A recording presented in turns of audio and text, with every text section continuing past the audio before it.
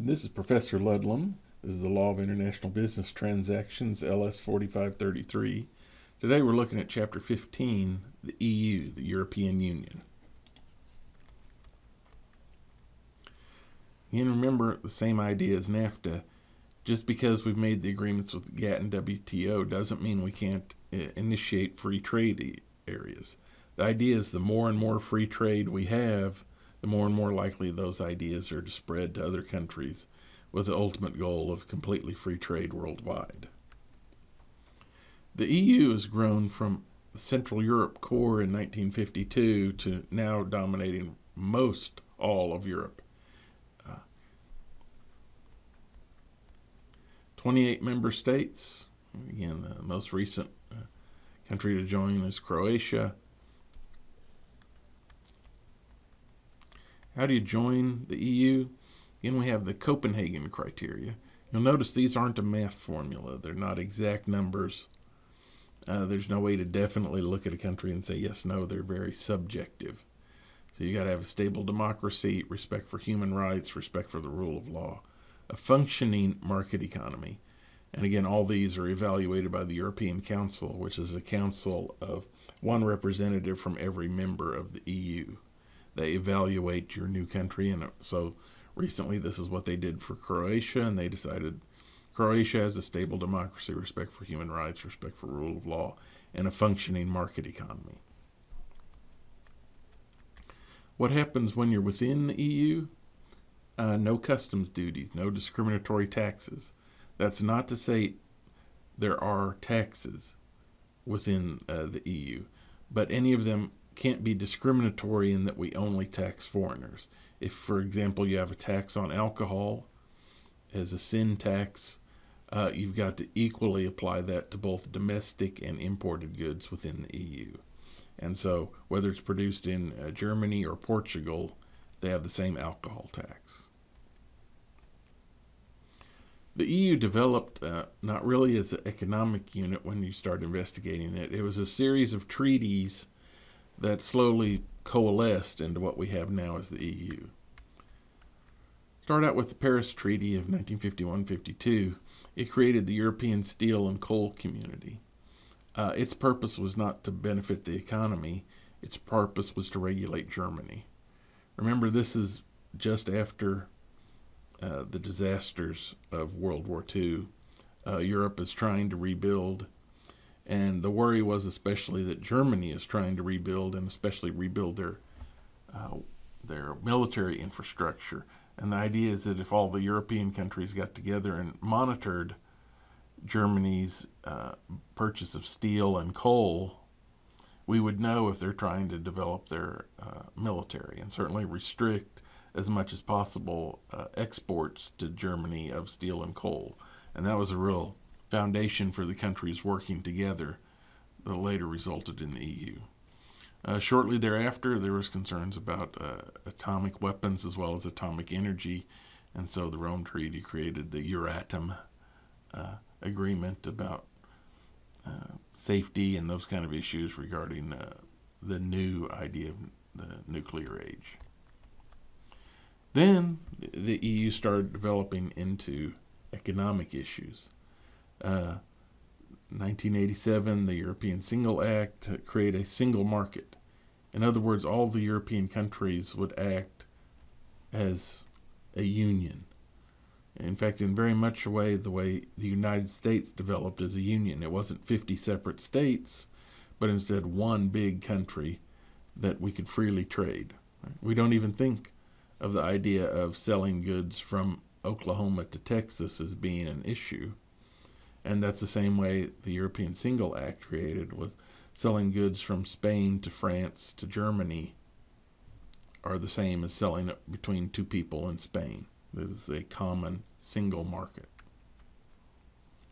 Maastricht Treaty in 1992 created the euro. I remember when this came out, all countries had to convert their currency into euros, and it was a slow process.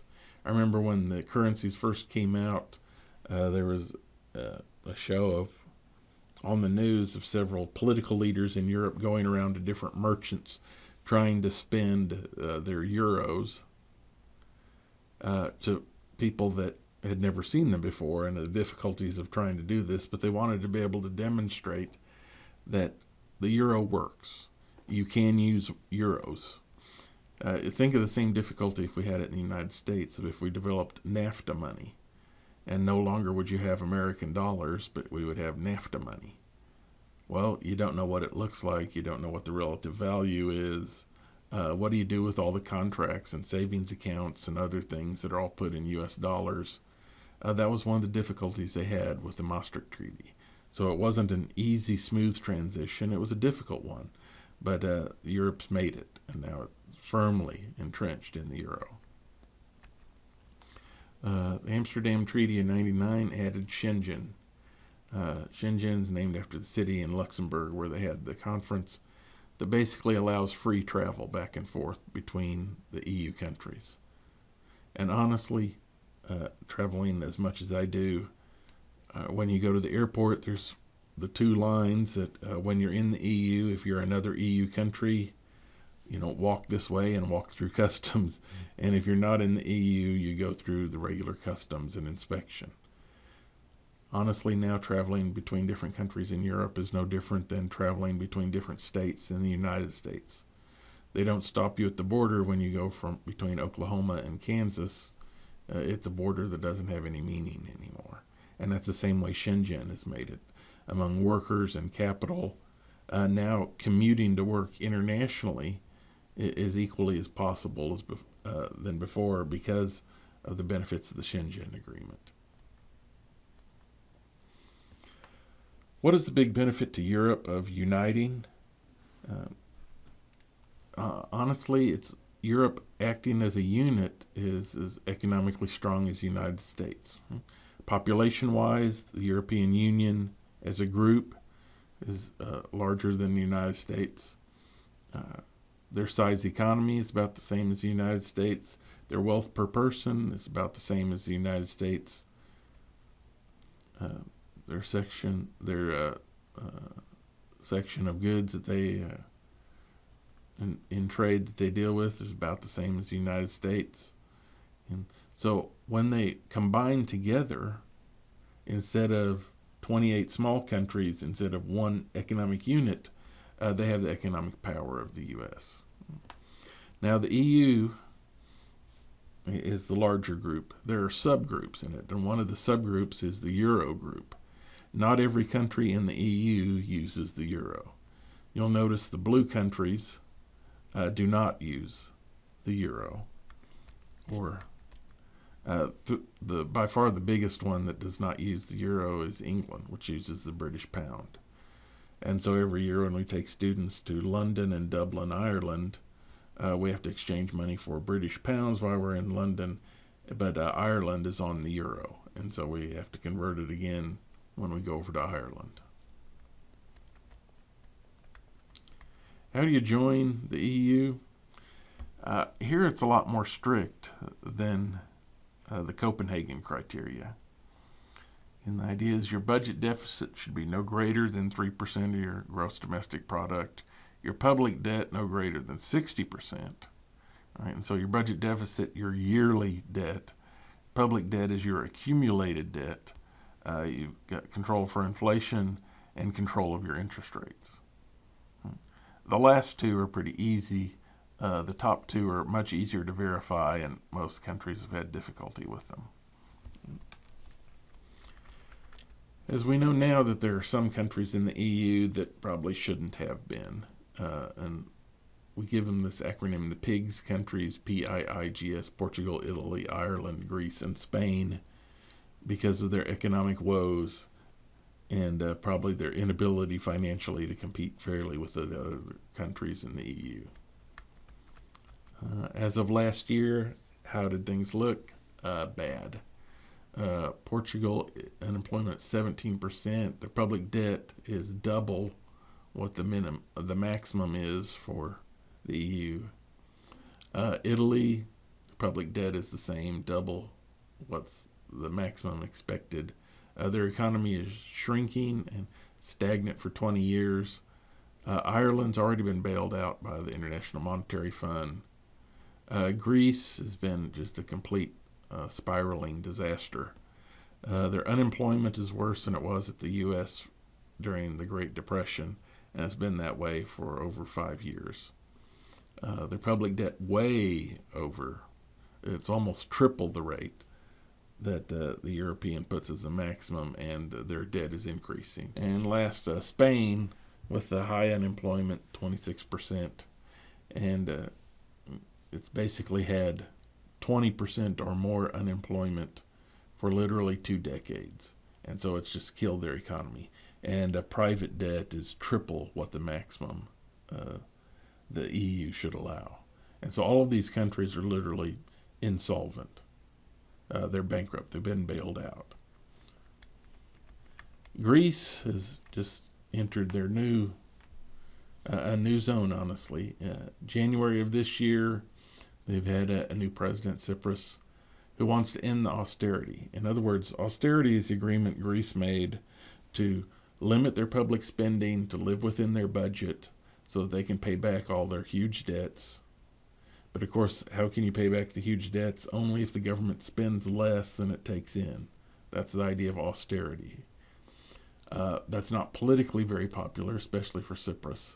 And so he's advocated even more spending, even if it means borrowed money and additional borrowed money. And so the economy is just virtual in free fall. This month, this is in July 2015, they've basically gone in default for the International Monetary Fund. They're about to go into default for the European Central Bank, and things are going to get very, very difficult for Greece. If you'll notice, they've had to suspend their stock markets, they've had to close their banks. Now they restrict you on only taking out about $70 per day from any of their banks to force people to leave their money in the banks so that they can have money to operate on. Their economy is literally in free fall, and I don't see a good way out of this. In fact, to give you an idea about how desperate things are, if you wanted to borrow money, you need collateral. Banks will no longer consider Greek government bonds as collateral. Government bonds are like U.S. savings bonds, except instead of the United States savings bond, it's a Greek savings bond. A bank won't even consider a guarantee from the Greek government as a collateral for a loan. That's how bad it's become. So they're in desperate, desperate times. Politically, when you look at the EU, they're much more diverse than the American political system. In America, we have 2 political parties, and they may have fringe elements within each one, but we really only have 2. Whereas Europe has the whole spectrum of far, far left to moderate to right to far right to 27 members that are unattached to any political party. So they have a very diverse political group, and that means they've got to rule by consensus. So political parties can't be just A against B the way it is in America. Instead, it's got to be a coalition of 4 or 5 groups working together to have a functioning majority. One interesting thing is the EU does have a president, but it's a very weak presidency. The president changes office every 6 months. So not every 4 years like in America, every 6 months. And so literally the EU president really only resides over one major meeting of the EU countries, and then the presidency rotates around. So it's much more of an honorary title than a powerful title. The power is all in the Council of Ministers.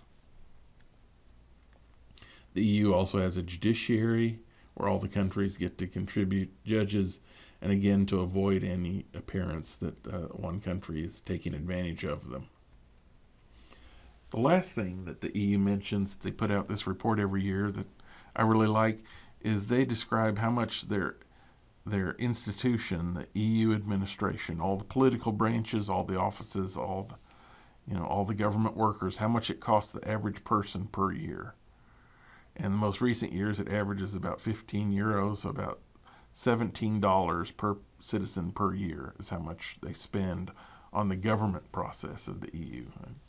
I'd be fascinated but probably disheartened to know how much America spends per person per year on the government.